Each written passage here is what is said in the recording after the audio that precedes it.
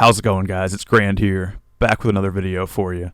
In this video, I think we need to talk about something I've recently been living in my personal life that I've realized is possibly one of the cornerstones of changing your life and getting yourself into a better path where you can start to truly pursue your passions without getting into your own way. And this is getting comfortable or even embracing boredom. I've spoken before how our bodies have these natural feedback systems that work to give us information needed to make changes, right? Pain is a primary one of these feedback systems. A lot of people, they see pain as something that's just bad and to be avoided, but pain exists not just because God or whatever hates you and they want to torment you, but to alert you to a problem, right?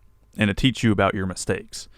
And boredom, however, is another one of these primary feedback systems that we have in place. And just like pain, in this messed up modern world that we live in, we seek to eliminate it in every way imaginable, primarily through our bad habits and our abuse of smartphones, endless scrolling, social media, these different drugs that give us these different highs, all this sort of stuff, right? Recently, I've gone through a breakup of sorts. I don't know if you call it a breakup. We were never officially that together, but we don't really talk anymore, me and this girl. I had no longer have this person in my life to give me that sort of salvation from the boredom through hanging out or just being together, or sex or whatever it was that we would do together. She was also my primary source of my supply for the devil's lettuce, you could call it, right? Which I was actually using a lot of, to be honest. So we broke up, and I knew I wanted to quit doing that too, because I just wanted to at least take a break and let my mind not be influenced by anything like that for a while. And also, I'm a little bit tired of just smoking, to be honest. Maybe if I try something at another point, maybe I would vape it or get a couple edibles or something like that. That's kind of the way I'm interested in doing things moving forward. I've been smoking for a long time, and I think it's kind of takes a toll on you after a while. But that's besides the point, right? The point is, I've lost a lot of my entertainment. I've lost this easy sex. I've lost this easy high. I've also got rid of my Tinder recently because I could tell I was abusing the app. There's something very addictive about it, to be honest to me. And I don't think that it's really been a net positive when I look at it in the long run in terms of time spent on it versus reward. It's kind of, I just feel like I'm a little gambling addict on there sometimes. And this is just another thing that I've been using to waste time on and get this sort of high from, right?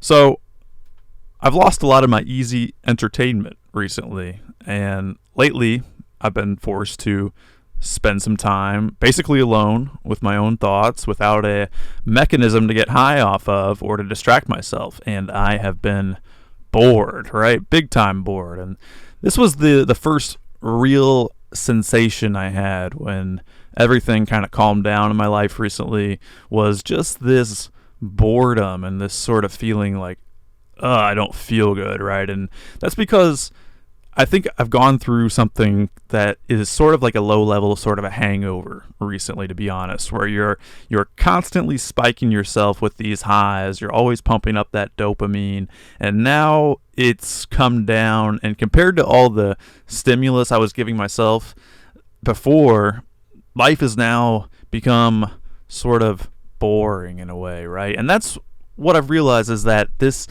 sensation, it's something I used to feel a lot more as a kid, as a child. And there's these times where I'll look back on my younger self, my much younger self, my 3 to 12-year-old self, and sort of try to glean wisdom from those memories in a way. Because if you think about it, that is sort of an age where you're very untainted by all these trappings of the modern world. It's you almost have this natural wisdom as a kid that gets conditioned out of you. And if you think back to yourself as a child, in a lot of ways, you're more of just a full human being sometimes than this older version of yourself. You would say what's on your mind. You'd do whatever you felt like. You had so much energy. You would eat what you felt like, and when you were actually full, you would just be like, okay, I'm full, I'm going to stop eating. You didn't have this sort of conditioned desire to be like, I need to just clean my plate every single time or something, right? There's so many, like, you're just like almost constantly in a flow state compared to the neurotic stuff that we pick up as we get older, right? So there was so much wisdom to this like pre-internet, pre-smartphone era of myself, right? And I think we've all lost it because we now have all this constant stimulus. And one of the main sensations I remember feeling a lot as a kid, and I remember even vocalizing this often, was this feeling of boredom, right? There would just be times where I would literally just say out loud, like, I'm bored. And I would just remember it was like a painful feeling in a way, because I would just be like laying around, not doing much, maybe watching the same rerun of a SpongeBob or Ed, Edd and Eddy that I'd already seen. And I could just like, my body, my mind had just kind of come to the conclusion that's like, this is boring. I need some more stimulus than this, right? I need something, not like BS stimulus, but I need to like do something, right? And it's at this point, there was no phones, there was no tablets, there was none of this other nonsense to turn to. So you'd have to actually make something happen, right? And like at this point, we would actually make something happen. We'd like go for a walk. We'd take some bread to this place where we would feed these animals that were in an enclosure, or I'd call up a friend, or, you know, at that point, the friend's parents, right? I'd call up the friend's parents and we'd arrange to hang out. I remember being so excited for my friend to arrive that I would just kind of like camp out on the couch in front of the window, and I would be like waiting for him to pull in with his parents. And I just remember being so excited that I could have someone to socialize with, like whatever, to do something with, run around outside, play video games with, because I naturally found it more fun to socialize than to isolate, right? And my younger audience, if you're like the Gen Z, which I think I have a decent amount of that here, you know, you might not really get this as much, but if you're like a little bit older, maybe encroaching on like 30, I think you'll really relate to what I'm saying here, because it's with a lot of melancholy that I write this stuff, to be honest, because I think when you reflect on this, you sort of truly realize how much of the human experience we've lost by becoming addicted to the internet and social media. We were made to live in a certain harmony with nature, and the more we've gone deep into technology, the more we've lost it. We're becoming antisocial, our bodies are getting all messed up, our eyes are getting all messed up, our minds are getting all messed up. Everyone's attention span is getting fried, right? And no one ever experiences that feeling of boredom anymore. And it's that feeling of boredom that is so important, because that is the feeling that spurs you to do something not boring, right? But there is hope, because there are still people out there living in the real world, and you can find them. You're just going to need to do something very difficult, which is to identify and remove these boredom blockers, I would call them, from your life. You need to do what you need to do to become at least temporarily alone with your thoughts again, because that is going to be where you're hiding your pain and the true things that you want to do with your life that you're avoiding and using short-term nonsense to overcome.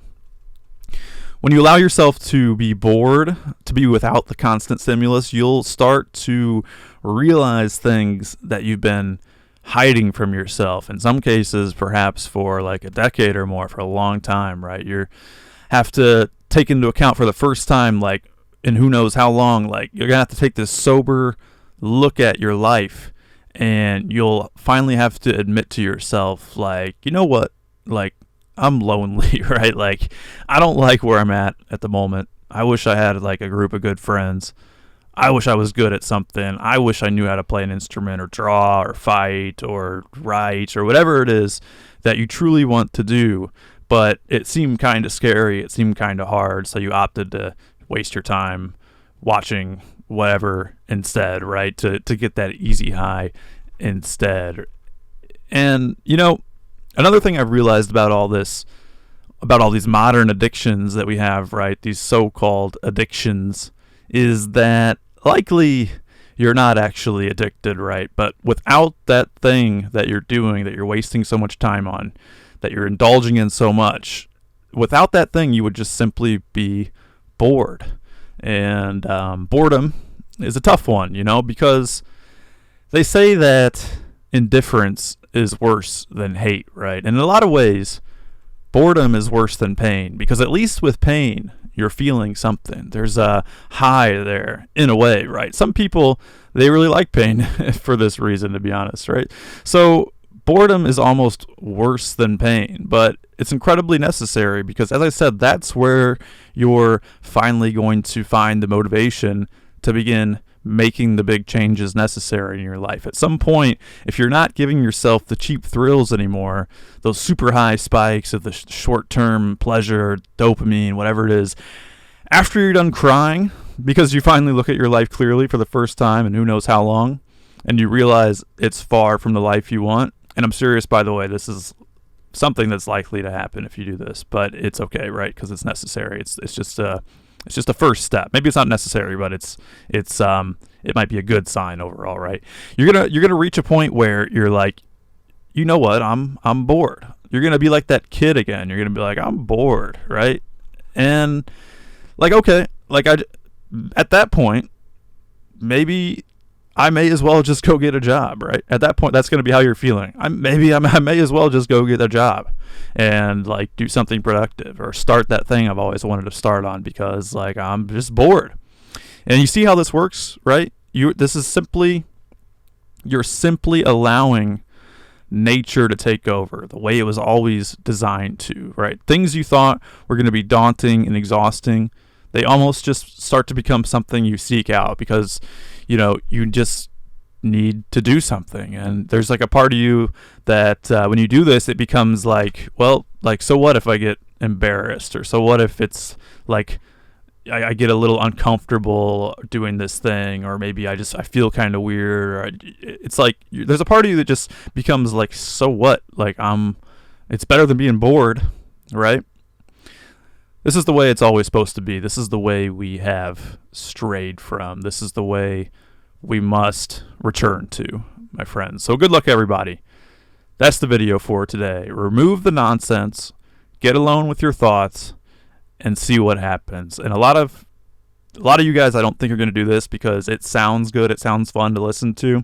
It sounds fun to listen to it on a YouTube video where you still have the stimulus, you still have me talking, you still have the video, right? But I'm telling you guys, remove the nonsense in your life for a little bit. Give yourself a day to just sit and be bored, and that's where it's going to start to illuminate your path. You're going to see like, oh, like I really want to do this thing, but I've been putting it off for so long. And that's where you need to come up with things inside yourself, not be told from this source, that source, whoever, what sounds fun, this and that. You need to just get alone and you need to feel it come up from yourself and say like, you need to go do X. That's the thing I want to do. That's the only way that you're going to figure it out.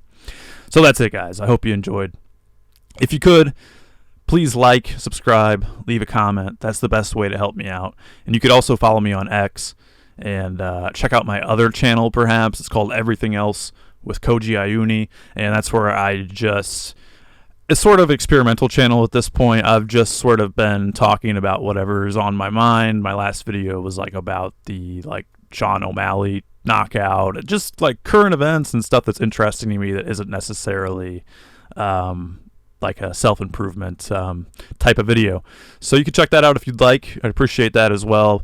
But yeah, guys, if you could just please like, subscribe, comment, and maybe share the video, right? If you have friends or something. I don't mean share it in this normal boring way of like, yeah, I'll go to my Twitter X account and I will embed the video, and but share it to be like, maybe the next time you're hanging out with friends or something, like talk to them and be like, hey, I've got some good insights from this guy Grand on YouTube. Maybe check him out. I'd appreciate it if you guys would share. I want that sort of organic thing to happen. So thank you guys so much. I'll talk to you guys later. Goodbye.